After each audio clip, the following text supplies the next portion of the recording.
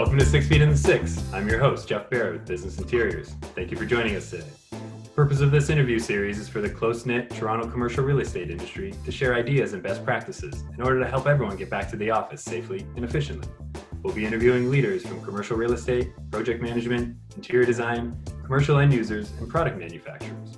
Joining us today is Eric Ginsberg, co-managing director and principal of Gensler, Toronto. Thank you for joining us today. Hey, Jeff, it's good to see you. Thanks for having me. Can you tell the viewers a little bit about yourself?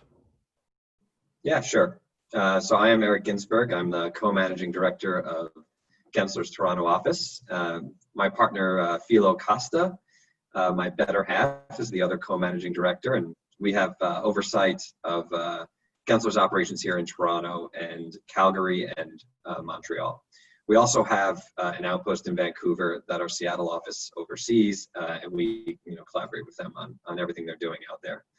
I can give a little history about myself if you want to hear. Please. Sure.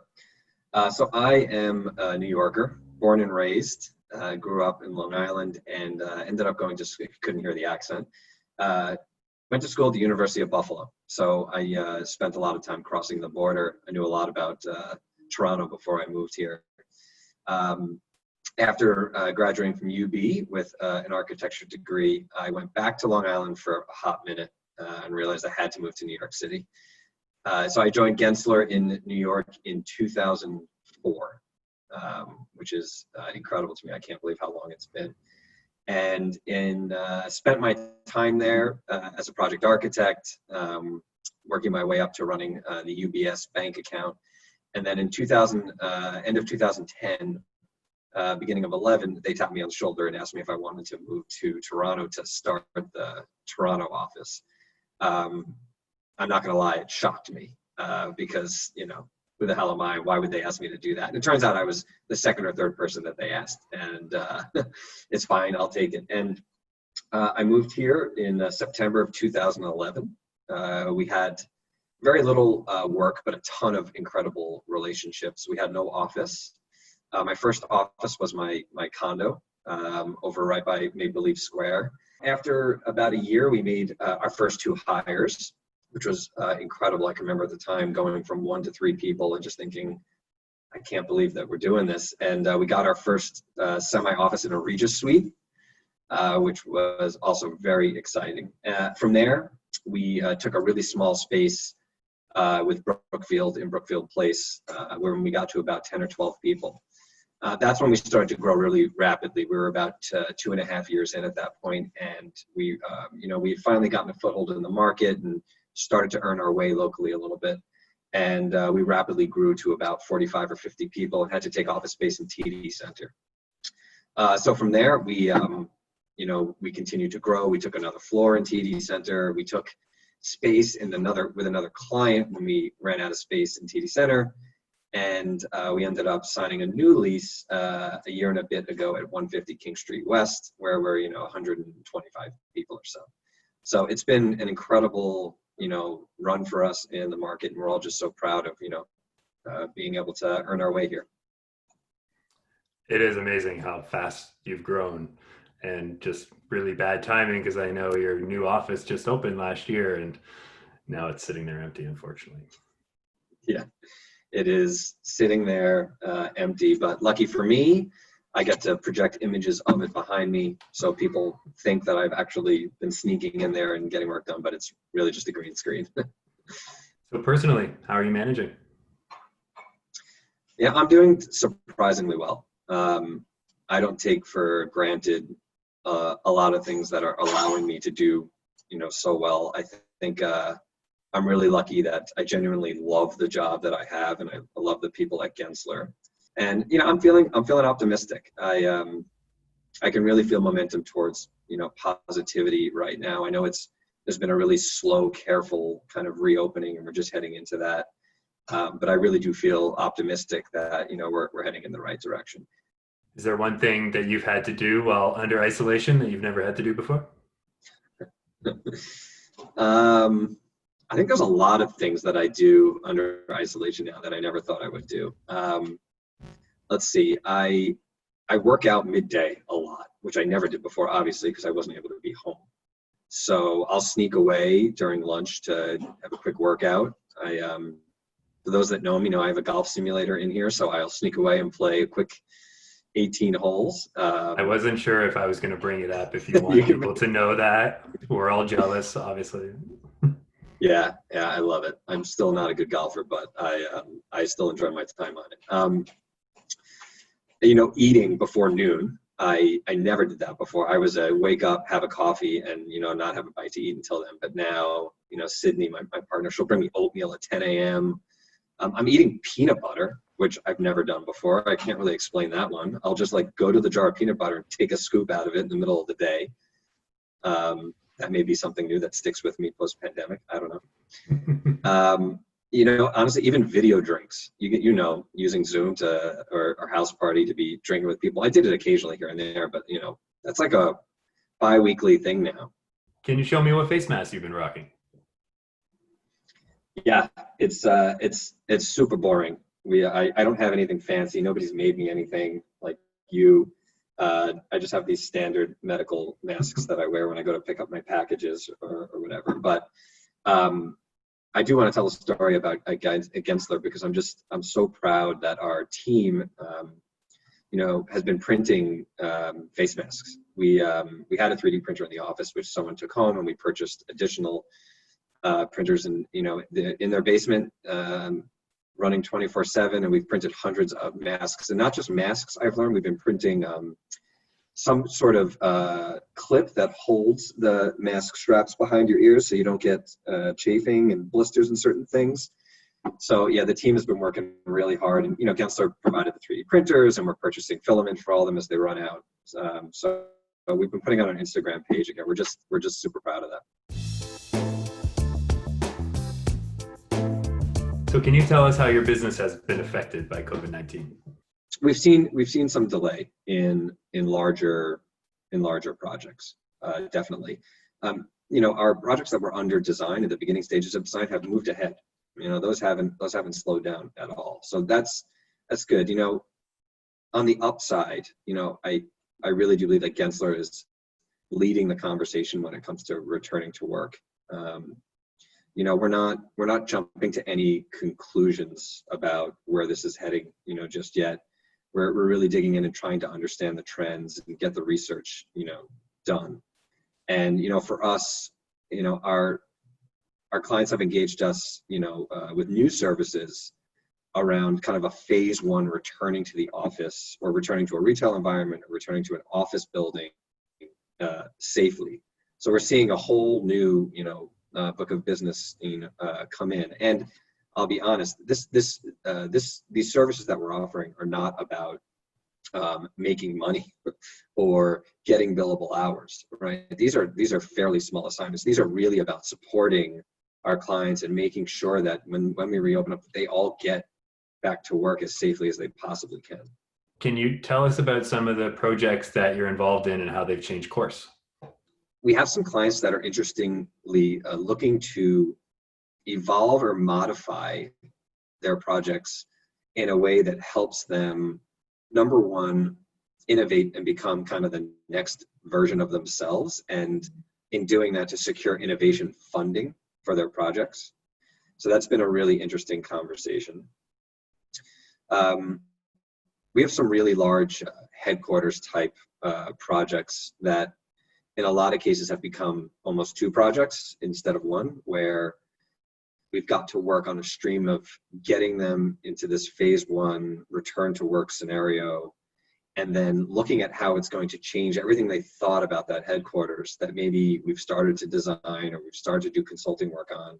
In some cases being built, and how that now needs to be adapted for our current future. You and I have had many conversations about change management. Yeah. It's something I'm very passionate about.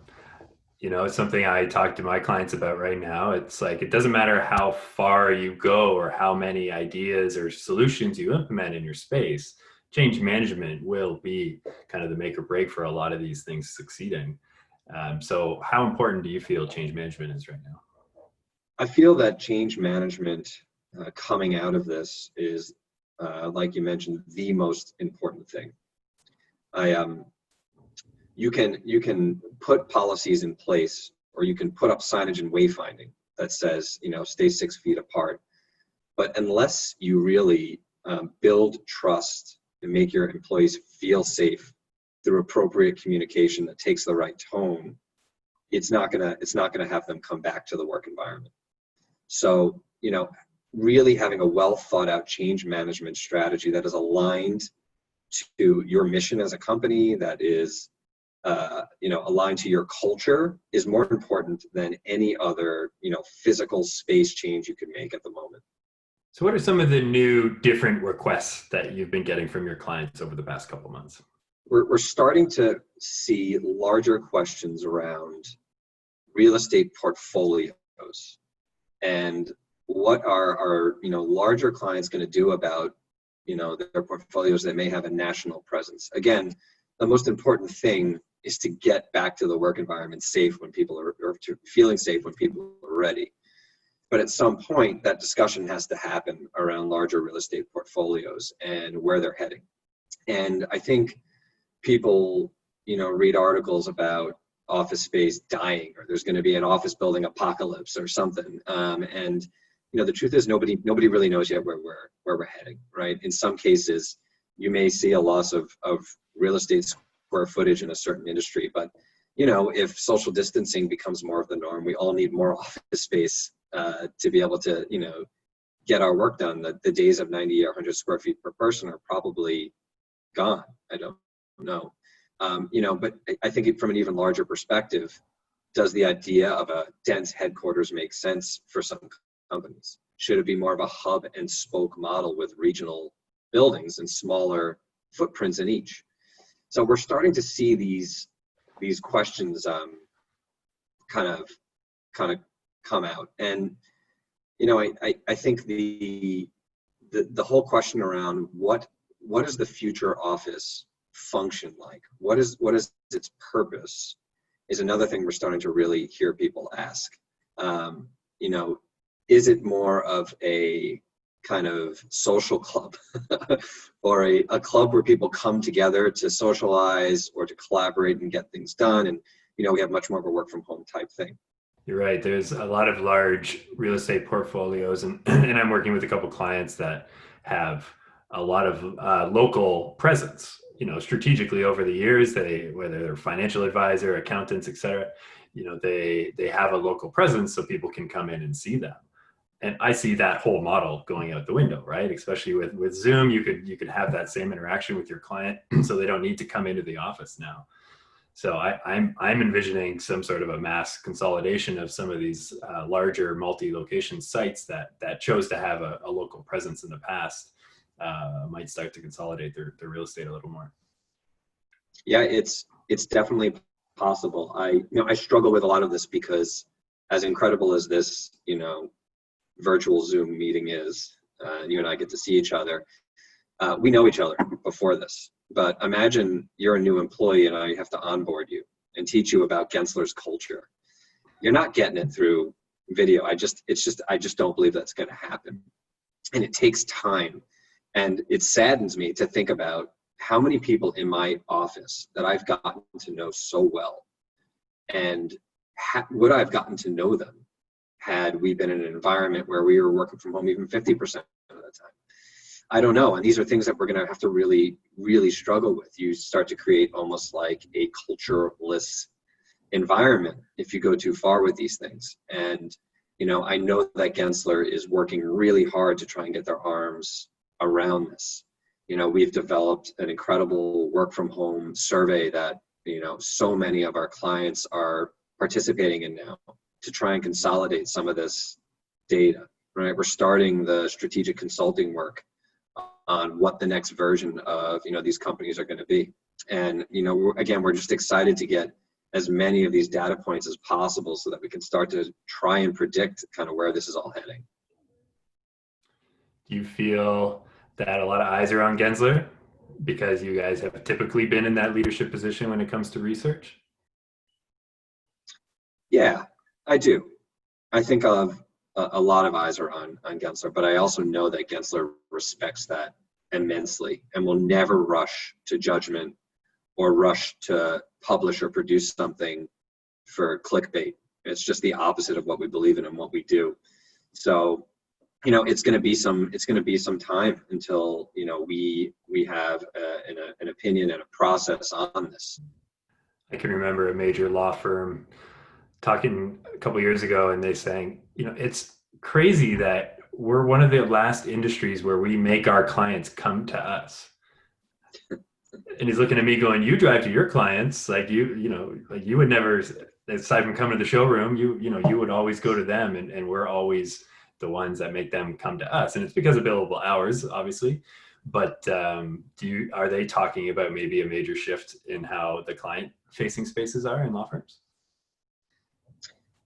It's a really good question, because it's so in line with things that surprised me in being part of those roundtables specific to law firms, which I know is what we're talking about. Yes, their clients still, according to them, still want to come to the office. And not only that, when we talk about the change in their office environment, they specifically state that is still, their office environment is still an attractor of clients for them, like the most beautiful hotel lobby you've seen. And they're not talking about spending lavishly. They're talking about designing space that's really inviting, has an incredible hospitality feel to it, so that when their clients do come in, they feel welcomed and they feel like that this is a place that they want to be. And these roundtables are almost always focused on private offices and the open work environment. And when it comes to law firms, universal office sizes, or things like that. But in listening to them, it's surprising to hear how much, that hospitality, client-facing space is such an important part of attracting not just their own new clients, but attracting, retaining new lawyers, kids that are coming out of school, and, they want to work in environments like that. So I don't think that portion of the work environment is going to change specifically to law firms. I think that that's still going to be a really important piece of their business. It's a conversation I think I'm having every day right now, is the difference between loading up your office with screens and hazard signs and making it feel like a bunker. What is the mental state that people will be in while being in there? And Gensler doing a lot of experience design. What is that experience, and is that better than suffering from working at home, getting everyone back into the office, but having them having to work with a face mask on and all these additional things that they're not used to. I guess it's different for every client, but I would imagine you're having these types of conversations as well. Yeah, I could not agree more. There would be nothing worse than walking to an office and having like a big biohazard sign every 3 feet that you walk through. Like, that's not going to make you feel good. This is going to sound a bit sales pitchy, and I don't mean it that way. Gensler has developed, because of this issue, a specific signage package that was designed to make people feel good when they saw it. While it may give people warnings or try and help set policy, the way these signs were designed, we had that exact feeling in mind to make sure that people it didn't raise anxiety. And we've partnered with signage manufacturers and vendors in North America, one in Canada, one in the US, and any one of our clients can order these signs drop shipped directly from them, Gensler designed and delivered and installed themselves. We have other services where you can get these things customized and all that, but for our clients that need to rapidly just respond and get it done, they can place an order tomorrow and have it drop shipped right to their office. Very cool. I want to see one of those. I'll send you the package. It's pretty cool. Awesome. Our brand team did a really nice job designing these things. I bet. So Eric, on each episode, we like to review a product, whether it's a new product or an old product that has gained some relevance over the past couple months. But today we'd like to talk about Zoom. Not necessarily just Zoom, but video conferencing in general, but Zoom seems to be the one that gets the most hype. It's interesting. I feel like Zoom at the beginning of this was very popular, and I think some privacy concerns came up, and Zoom bombing became a thing that you can watch some fun things online now. But what has your experience been with this new work from home video conferencing life that we live in? And whether it's Zoom or another program that you guys are using more often, how are you managing during this time with these tools? Sure. So let me start by saying I'm a total tech nerd. I love this stuff. My girlfriend wants to constantly kill me because I'm tinkering completely. And if you want, I can even just take my makeup off right now and show you. We're currently using Zoom, but this is not a virtual Zoom background. This is an actual green screen that I bought. I had to try and figure out the software. I had to have my IT guys, because my system is locked down, get in to get the software installed for me. But this is the camera from my laptop looking back at me, and you can see behind me, this is in the middle of my living room. So when I tell you that the girlfriend's not happy with me, I mean it. This green screen is sitting up here all the time, as an example. So it's cool because I'm able to, all jokes aside, I can change this virtual background and put layers around me and anything I need. And at times, if I want to stand up in front of this and present, I can go into a newscaster scenario and have things on in the background like that. So there's a lot of really cool things you could do with this tech. Zoom itself, I agree. I think it's a really cool piece of software. It's worked really well for me. I understand the privacy concerns, and maybe some of the calls were routed through China and other things, and people weren't expecting that. I do believe that's why Gensler has kind of said, don't use it for Gensler, calls for now. At Gensler, we use GoToMeeting, Skype for Business, and Teams. I think Teams has been the most surprising for me recently. I've actually really enjoyed using that software. I think it works. I think it works really well. I would say though, from a technology perspective, that I think we're all starting to feel a little bit of like Zoom fatigue. You know what I mean? There's only so much of this we can do every single day. And I know that when this first started 6 weeks ago, or 7, looking at my calendar here, 6 or 7 weeks ago, it was a novelty and we were kind of all like excited about our Zoom happy hour. But I think the more that you're away and the more that you're doing this virtual thing, the harder it becomes, and the more you want to be able to actually, really be near people.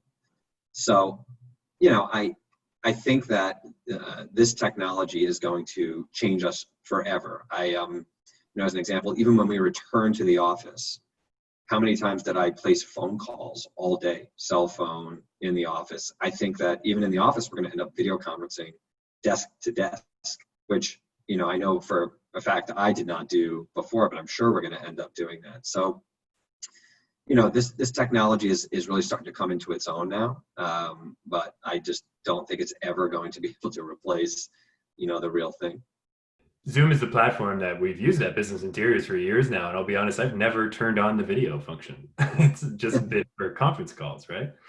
But it's funny, like we have our weekly management meeting, and first thing Monday morning, we all jump on the phone, and one of the 3 leaders in our company works remotely. And so we've always called into this. We've never met physically because he's always working remotely, and we've never turned on our video. And now all of a sudden we turn on our video. And I like it. It's created some better meetings in my mind. But the one guy, Martin, who never had to turn on his video, he's going, what the hell are we doing? Like, why do I have to video all of a sudden? Like, just because you guys have never done it before, right? So I like Zoom. I like the functionality. I like for this purpose, recording. I think it works really well. I haven't played with half of the functionalities. Like there's breakout rooms and whiteboards and things like that, which I'm not sure how easy it is to use a whiteboard on Zoom. But to your point, there's a lot of other platforms out there, and you and I, who interact with clients day in and day out, we often have to adapt to their platform. And so I've used every one so far. I think they all have their advantages and disadvantages. I wish Zoom didn't have all these privacy concerns, because it's my preferred, to be honest, for the purposes that I've been using, but a lot of our clients saying they can't use it because of privacy concerns. So it's unfortunate. I know you mentioned this has been a good personal tool for you. I'm speaking with friends that I would normally speak to once every 6 months. And now we are getting together every Friday night and playing poker, like 30 of us. And it's funny how it's brought us together. Like the guys I grew up with, my boys, we would only get together when we could physically. It's not like we call each other on the phone and talk about our weeks. But these tools have really brought us together, and it's been a lot of fun. So there are some silver linings. Yeah, I would totally agree with that silver linings comment. I'm in the same boat. Zoom and any other video conferencing software. This pandemic has created, on a random Wednesday, I'm video conference having a beer with my friends back in New York. And I've been in Toronto for 8 years. We never did that. So, kudos to the software and silver lining from the pandemic. It has made us really appreciate, some of these relationships that maybe not that we took for granted, but your life gets so busy that when you start getting locked in one place, you really start to miss those interactions and you bring those people back. So yeah, silver lining. Eric, thank you for joining us today and sharing how Gensler is joining against the fight against COVID-19. Keep up the good work. Thanks, Jeff. And in closing, I would say we are all in this together, as a design community in Toronto, in Canada, North America. We've got to make sure that we, support each other as we come out of this. So kudos to you for putting this series together and getting everybody's voice out there. And I cannot wait to see you in person soon. This is Jeff Barrett. Thanks again for joining us. Toronto, you are the best city in the world, and we can't wait for you to feel better again.